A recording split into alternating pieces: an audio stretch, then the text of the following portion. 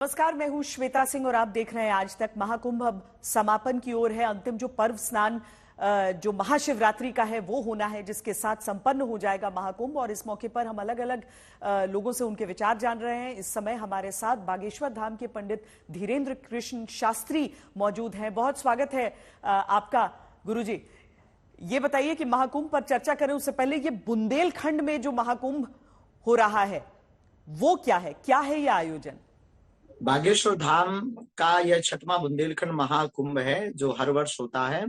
सामूहिक कन्या विवाह के उत्सव के रूप में शिवरात्रि को मनाया जाता। और भारत का एकमात्र तीर्थ बागेश्वर धाम ऐसा है जहाँ की दान पेटियों में आने वाली चढ़ोतरी को गरीबों की बेटियों के विवाह के लिए खोला है।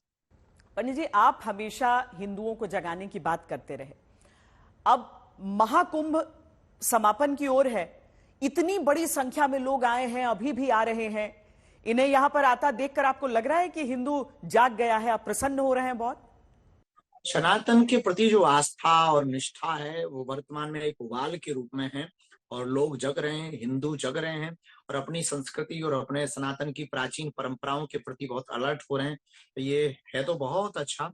और हम हाँ, खट्टी मीठी बातें होती ही हैं, व्यवस्था अव्यवस्था होती है, पर वहां जो भी पहुंचे थे वो सब आस्था लेकर पहुंचे थे।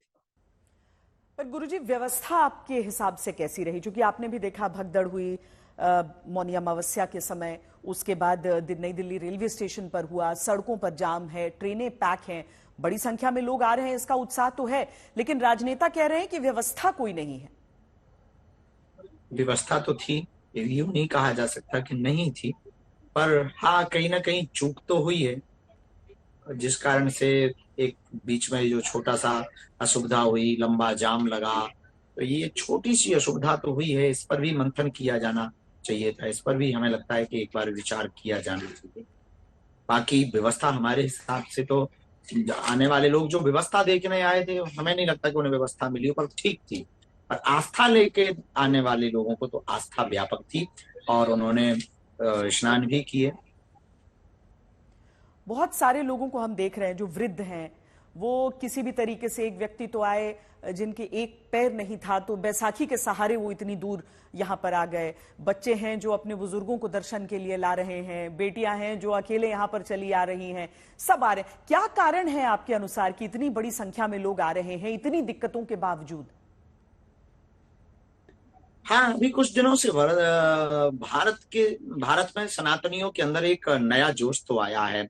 अपने सनातन के प्रति थोड़ी सजगता आई है, सनातन के प्रति थोड़ा सा अलर्टनेस आया है, सनातन के प्रति वो अपने भाव प्रकट कर पा रहे हैं जो कमरे के अंदर कर पा रहे थे। अब वो सनातन के प्रति अपने भाव का उद्गार व्यापक रूप से मैदान में आकर के, रोडों पर आकर, गंगा त्रिवेणी में स्नान करके एक जगह आवाज पुकार लगाओ तो वो पहुंच जाते हैं। तो ये एक अनूठी बात है कि हिंदू धीरे धीरे जग रहा है, पर अभी भी ऐसे बहुत हैं जो सोए।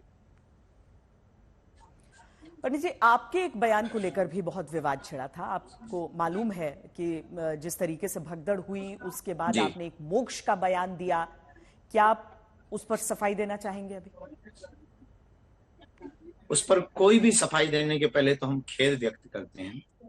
पूरा जो कार्यक्रम था, जहां पर ये जो वीडियो क्लिप हमारी चलाई गई, तो पूरा कार्यक्रम श्रद्धांजलि समारोह था और हमने उनकी ही लिए यह कार्यक्रम रखा था। परंतु 30 मिनट के वीडियो का सारांश 30 सेकंड के वीडियो से नहीं निकाला जा सकता। हाँ, कई बार गलत समय पर कही हुई सही बात भी गलत होती है, इसमें भी संदेह। पर वहां जो घटना घट गई, अब उसको आप क्या कहोगे? ये कहोगे कि ठीक मर गए? ऐसा तो नहीं बोल सकते ना कुछ सातावना डांडस बंधाने के लिए बोलना तो पड़ेगा। पर लोगों ने उसका अर्थ का अनर्थ निकाल दिया। हमारी भाव व्यक्ति ऐसी नहीं थी। भाव व्यक्ति हमारी ये थी कि हमें दुख है, बहुत पीड़ा है, कष्ट है, हमारे ही परिवार, छोटे छोटे बच्चे वो बेचारे रो रहे, बिलख रहे। तो लोगों ने पता नहीं उस हमारे बयान को ऐसे कैसे प्रस्तुत किया, तो वो उस कारण से हमको बहुत कष्ट भी हुआ आत्मिक रूप से। अब ये जो दुर्घटनाएं हुई, ये जो हादसे हुए, उसके कारण की अभी जांच की बात भी कही जा रही है, लेकिन इसके बीच पश्चिम बंगाल की मुख्यमंत्री ममता बनर्जी ने कहा है कि यह महाकुंभ नहीं है, यह मृत्यु कुंभ है। ये तो धूर्ततापूर्ण है। ये इनके अंदर कई बार हमें लगने लगता है ये शुद्ध हिंदू और सनातन विरोधी जीवन जीते हैं। योगी आदित्यनाथ कहते हैं कि सत्ता को भला बुरा कह दो, पर सनातन को मत कोसो, इस बात से आप सहमत हैं? हाँ, व्यक्ति गलत हो सकता है, और व्यक्ति जिस व्यक्तित्व से जुड़ा होता है वो व्यक्तित्व कभी गलत नहीं होता, ये तो तय है। भगत गलत हो सकता है पर भगवान थोड़ी गलत हो सकते हैं। शिष्य गलत हो सकते हैं पर गुरु कोई गुरु पदवी पर बैठा हुआ व्यक्ति गलत हो सकता है, पर गुरु परंपरा थोड़ी गलत हो सकती है। वैसे ही सत्ता गलत हो सकती है पर सनातन थोड़ी गलत हो सकता है। पंडित जी, एक व्यथित करने वाली खबर भी आई कि जो माताएं बहनें वहां स्नान कर रही थीं, उनकी तस्वीरें बेची जा रही हैं कई सोशल मीडिया अकाउंट्स पर। कैसी कार्रवाई होनी चाहिए इनके खिलाफ? अगर ये खबर सत्य है और इस पर सरकार तत्क्षण कार्रवाई करे, और निश्चित रूप से ये तो भारत की सनातन संस्कृति के भी खिलाफ है और मानवाधिकार के भी खिलाफ है और किसी की निजता के भी खिलाफ है। और हमें लगता है कि इससे क्रूर कृत्य और कुछ हो नहीं सकता है। अमानवीय कृत्य है जो निंदनीय भी है और दंडनीय भी। अब महाशिवरात्रि के साथ समापन की ओर अग्रसर है महाकुंभ। 144 वर्ष के महासंयोग के बाद जो ये महाकुंभ हुआ, आधे से अधिक भारत ऐसा लग रहा है कि उसने डुबकी लगा ली है। मन कितना प्रफुल्लित है आपका? बहुत प्रफुल्लित। हम एक दो लाइनों में अगर महाकुंभ के बारे में यूं कहें कि भारत ने सनातन को प्रेजेंट किया तो सनातन ने भारत को प्रेजेंट किया। अब पहली बार पूरी दुनिया ने ये देखा कि हम लोग कितने सभ्य हैं और सनातन ही पूरे विश्व युद्ध के बचाने का एक सर्वोत्तम उपाय, कि आधे से ज्यादा जनसंख्या ने एक घाट पर स्नान किया। क्या बड़ा, क्या छोटा, क्या अमीर, क्या गरीब, क्या शंकराचार्य और क्या साधारण आचार्य, क्या गृहस्थी, क्या सन्यासी, क्या वैरागी, क्या त्यागी, क्या जोगी, क्या तपी और क्या अन्य, सब ने एक, ना कारे गोरे का भेद था, न क्षेत्रवाद का भेद था, न भाषावाद का भेद था, न राष्ट्र का भेद था। किसी भी देश से आकर के डुबकी लगा करके जा रहा था। त्रिवेणी और गंगा सबको आशीर्वाद दे रही थी।